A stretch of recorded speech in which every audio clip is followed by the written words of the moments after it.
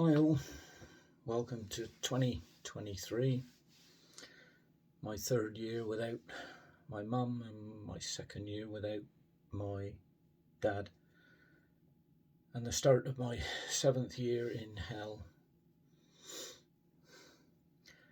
Let's go back to 5th of May 2017, the day my mum fell and broke her hip, already suffering with dementia for at least 5 years, but looked after by my dad as best he could, as he promised, for better or worse. The operation went well. Mum moved to Penzance Hospital. It was rapidly realised after admission Mum had dementia. Did not understand the physio needed to get her hip moving.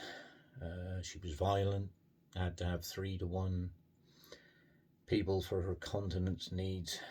The hospital's care was faultless, and Mum was now in a secure ward for her own safety. I thank all the hospital NHS staff for their care of Mum, and after a total of 105 days in hospital, they've got to know her needs, but things were about to change.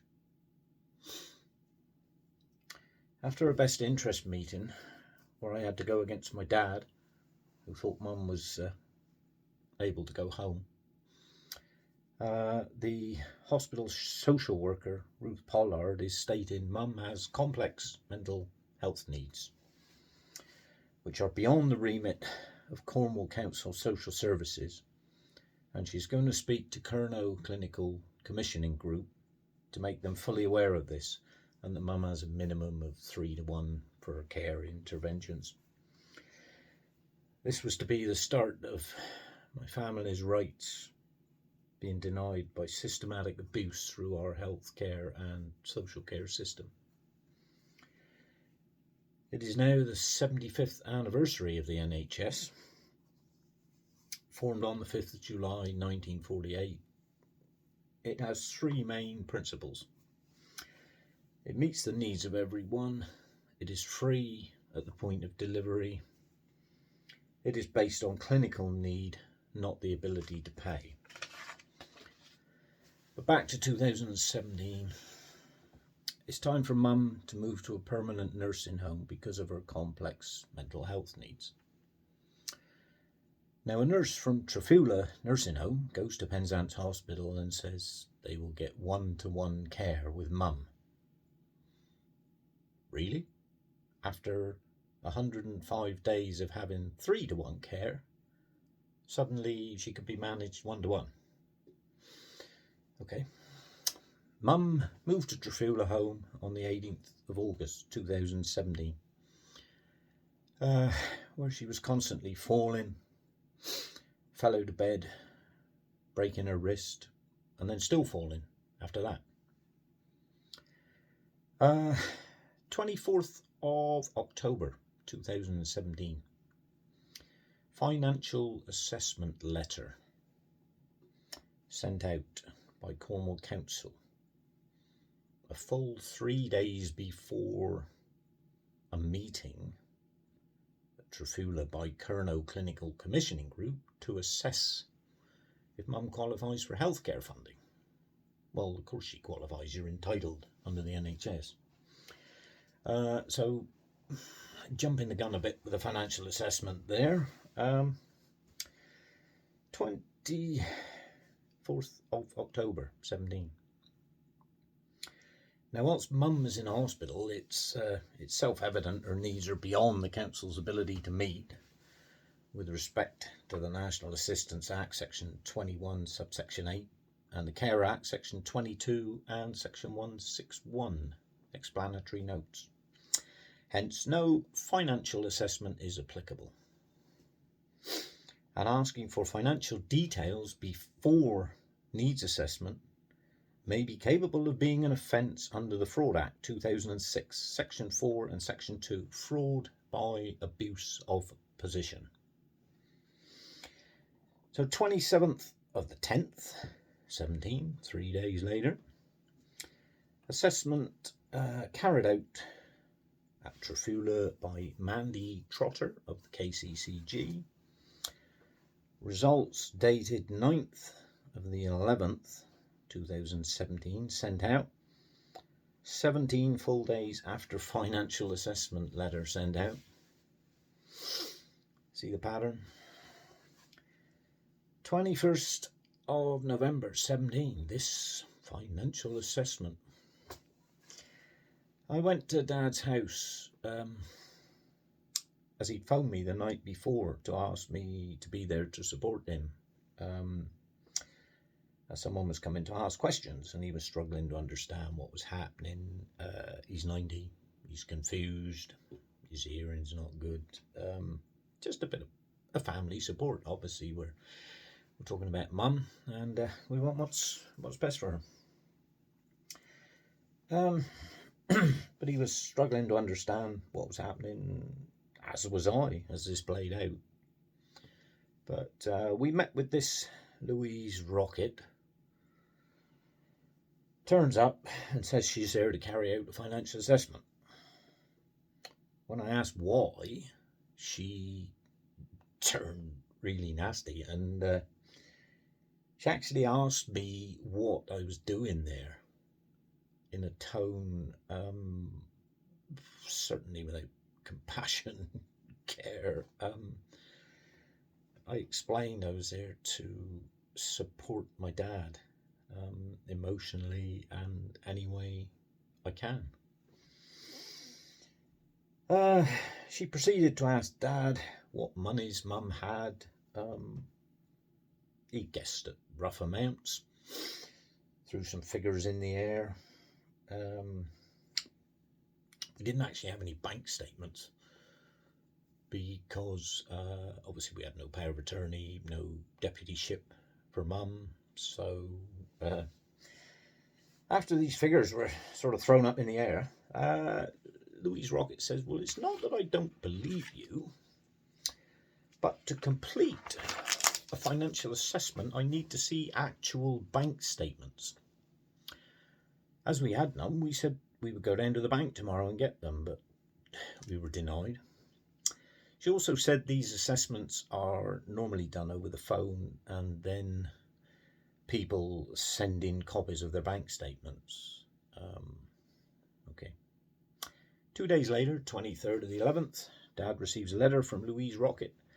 Based on her calculations, with no actual bank statements, no actual figures, Mum is over the funding threshold and will be self-funding.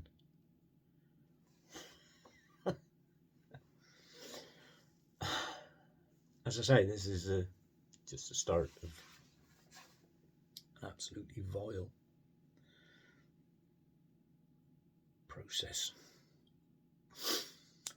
So the same day, the 23rd, I spoke to Margie Pawlowski, a social worker, who sat in on Mum's meeting, and she says they are paying Mum's care at the moment, and Mum will be funded when she is at end of life care. And she'll pay if her savings are over £22,000. She clearly has no idea of the system, the rules, and how this works. On the 5th of December, we receive a letter from Cornwall Clinical Commissioning Group saying your mum's not eligible for healthcare funding.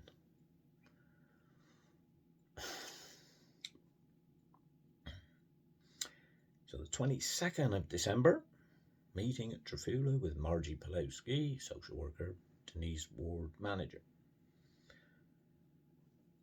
Denise says, no one can believe Mum did not qualify for funding. And Margie hands me 3 bits of paper of what is wrong with Mum, all handwritten, and for me to tell the KCCG when I appeal. I asked her why she didn't bring these up at the DST meeting, as she actually sat through the whole meeting and didn't say one word. as she was there supposedly to say what needs my mum had. But she said nothing. So I contact the KCG to appeal, and they say I can't appeal because I have no power of attorney, no deputyship to speak for my mum. So we can't discuss her medical records, data protection. Okay, so did you break the law by letting me sit in on the meeting and discuss everything about my mum? Or are you breaking the law now by not letting me appeal? The mind boggles. The KCCG, by the way, is part of the NHS. The same NHS whose 6 C's are care, compassion, communication, competence, courage and commitment. The 6 C's I've seen are collusion, covertness, cheating, conniving, conspiring and corruption. If I can see this, I doubt the judge will have too much trouble seeing what's happening here. Now the nursing home is phoning me up. Denise Ward saying we're going to put mum in the car park because the fees aren't being paid. She says mum is self-funding.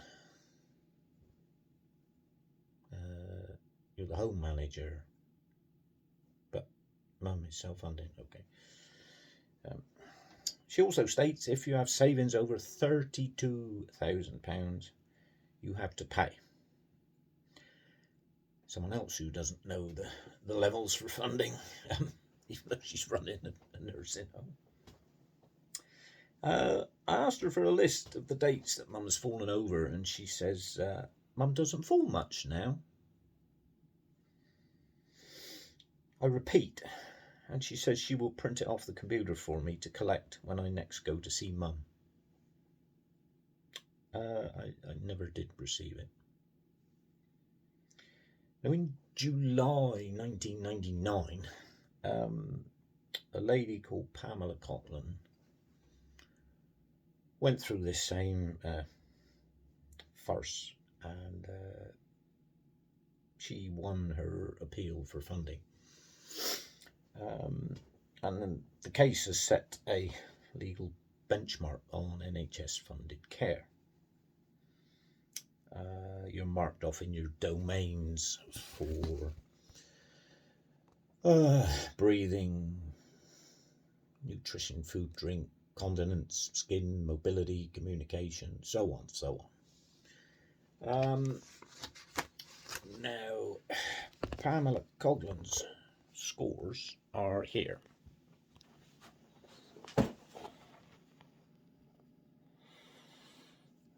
And you can see there's only one high, one medium, mostly low scores. These are mum's scorings on her assessment. 1 severe, 3 highs, 3 mediums. Most of these have actually been downgraded slightly, so they are actually higher had we been allowed to appeal. But we're not allowed to appeal. So the farce continues. Now, more meetings followed. More time off work without pay. I'm self-employed. Social services asking me to pay mum's fees. I tell them again and again I have no authority to access mum's monies, if she even has any. I don't know what my mum has. Dad and I attend a meeting at Dalcoath Council offices, 28th of March 2018. Zoe McKay-Smith, Principal Social Worker, chaired the meeting, and all 8 of us in the room agreed mum had no mental capacity. Margie Pulowski said mum was in temporary placement at Trafula following discharge from hospital. It was a permanent placement. This allowed, in her eyes, to break the rules and carry out a brand new assessment and care and support plan for Mum. More rule breaking. It's quite a daily routine, it seems. Zoe McKay-Smith states, without a financial assessment completed by social services, a person could be deemed to be self-funding. This is what has happened with Mum. She queried me, how are Trafula being paid at the moment? I told her no one is paying from the family, as no one has legal access to Mum's monies, if she even has any. Amanda Goodland, social worker, one of the rudest people I've ever met. She accused me of not having my mum's best interests at heart. I asked her to apologise, but she didn't.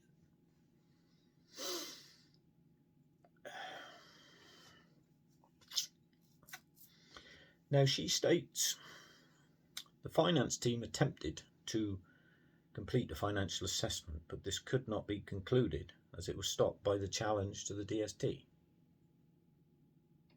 was stopped. So did the financial assessment happen or not? Louise Rocket says she completed a financial assessment and Mum is self-funding. Hence, we are here today in this totally illegal position and causing all these meetings to try and get us to pay for what Mum is legally entitled to, free at the point of delivery. So who's lying here? Zoe McKay-Smith? Amanda Goodland? Louise Rocket? Margie Pulowski? Denise Ward says at the meeting, Mum definitely has nursing needs and she is borderline for funding. Borderline. When our phone call, Denise, you said Mum was definitely qualifies. So obviously there's a lot of very strong fences in Cornwall. The amount of people that are sitting on them when it actually comes to saying something in a meeting. But all these meetings are of course open, and all organisations communicate and relay information to each other freely.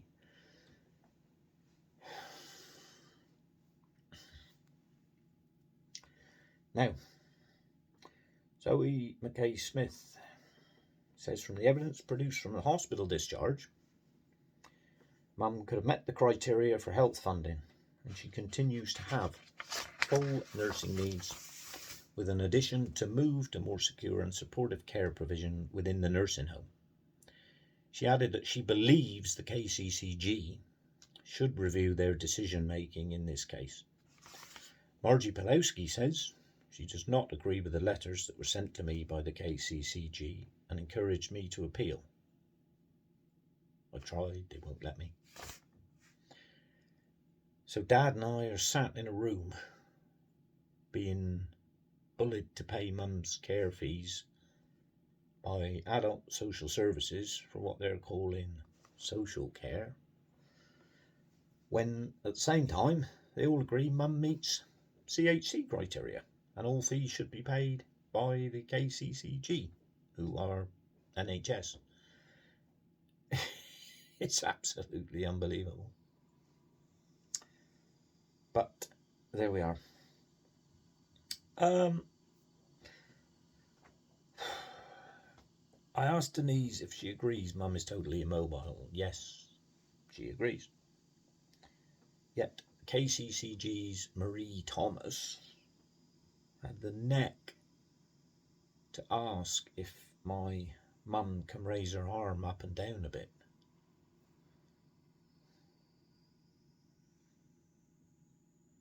Like a fool, I answered honestly, yes, on a good day, Mum can move her arm up and down a bit.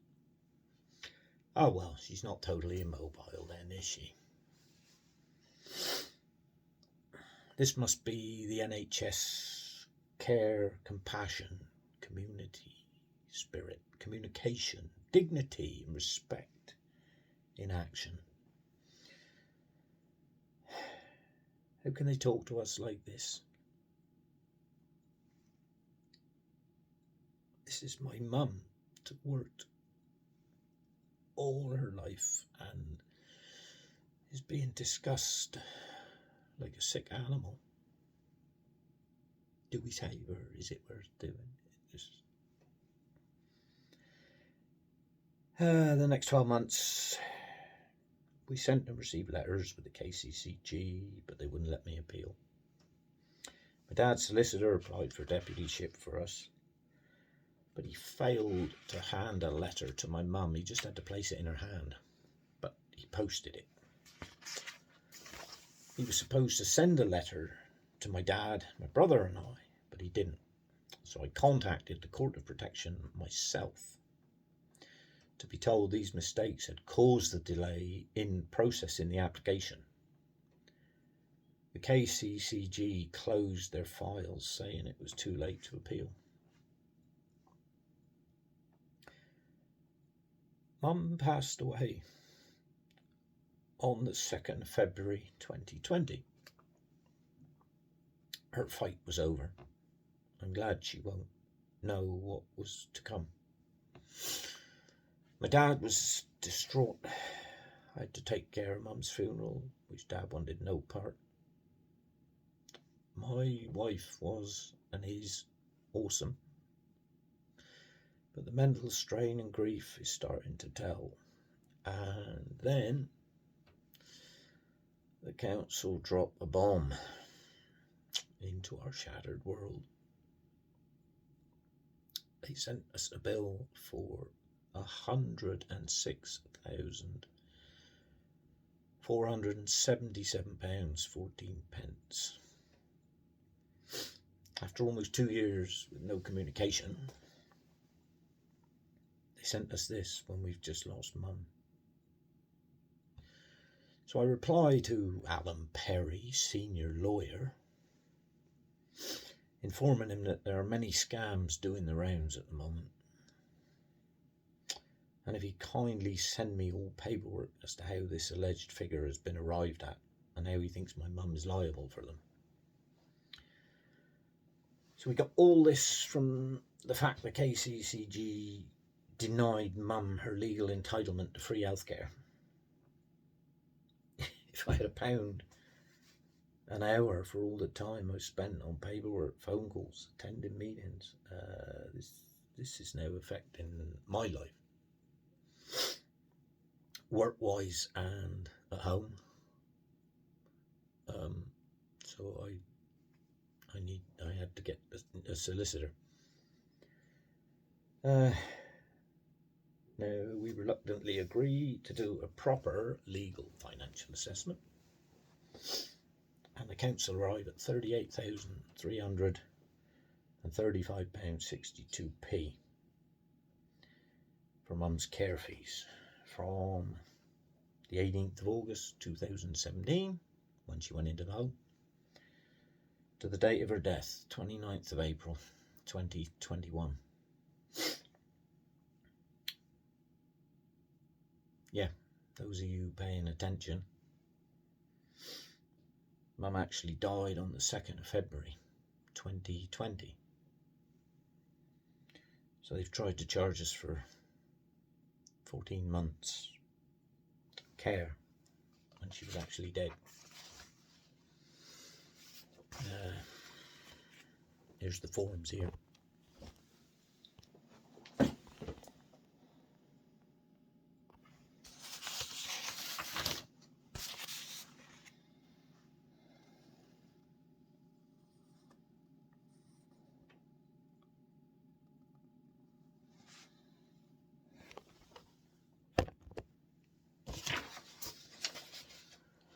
Unbelievable, isn't it? So Dad's lost Mum, his reason to live. He did every single thing he could possibly do to look after her. It's been a hard year with Dad confined to downstairs. A man of few words, my dad, but I made him a promise I would not let anyone put him in a home, and I had to fight to do that, but I did. With what Mum and the family went through, we sorted out power of attorney for Dad, and I kept him home. I kept my word. On a visit to Dad at home, a carer had called the doctor, and we arrived together, and he told me my dad had 24 hours to live. So I stayed by his side for 5 days and nights, and on the 7th of July 21 he passed away. Meanwhile, the council have passed the case over to outside solicitors. Why? I don't know. Wouldn't be just to stick a few more quid on the bill, would it? No. So the bill's gone up to £45,607.95. So I've now lost both parents, still having to deal with this farce. I've had to change my work as I cannot mentally cope, so I've cut down to a 4-day week. I've stopped certain aspects of my work, certain service and repairs. Mentally I can't do it. My head is exploding. I'm struggling to sleep. One thing going around in my head, keep me wake up thinking about it.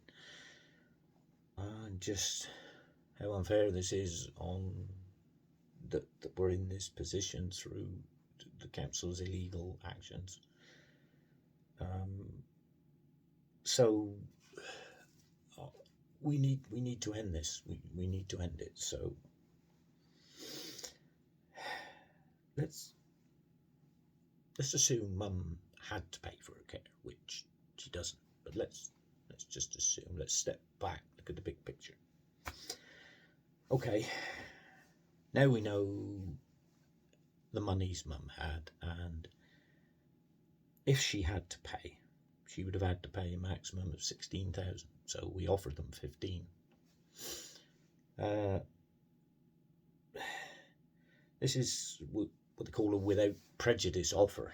So no fault, no blame, no liability on either side is admitted, denied, and everybody can get on with their life. But it was rejected. So we offered 20,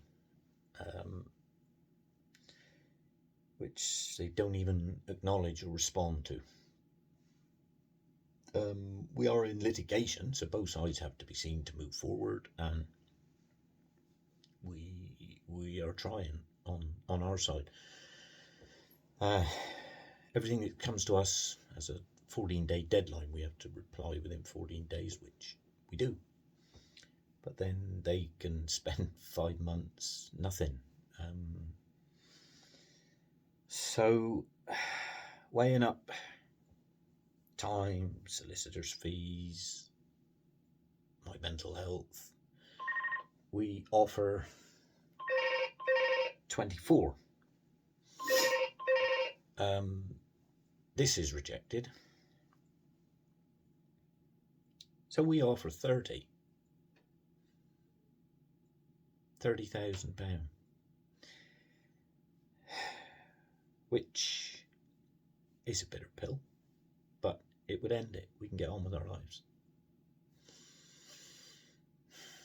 They don't even have the decency to reply again.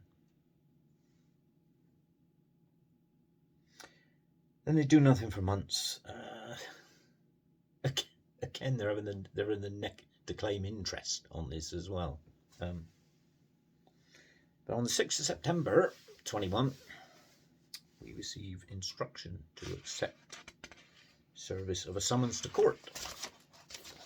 Me and my deceased father. Now that is the final insult to me. The crass incompetence of supposed professional people that we're all supposed to trust. So obviously everything else is right, isn't it? That Mum had to pay for her care, and Mum wasn't that ill, really. You know, she wasn't too bad. So yeah, these incompetent idiots actually send out a summons from my dead dad. So my solicitor had to inform them my dad is deceased, and could they please send one out in just my name. So they sent out another summons, again with me and my dad's name on it. I just got no words. But that is enough. There is no more solicitors. You want to take me to court, you take me to court, because that is it. I'm not wasting any more time. I need to get on with my life. But if anyone else has had similar experience with such incompetence, malpractice, bullying, law breaking, please contact me and let me know, because this is affecting so many people. There are other incidents going on. This is only a fraction what you've heard, but you know, there's a woman there shocked, upset after receiving £23,000 bill from Cornwall Council. At last they are getting called out. County Hall officials told they must not ignore the local government ombudsman. Ooh. Posted by Kevin Bennett in April 21. At last they're getting called out. Hey. And the ombudsman telling them they must do this and that. Now this is interesting.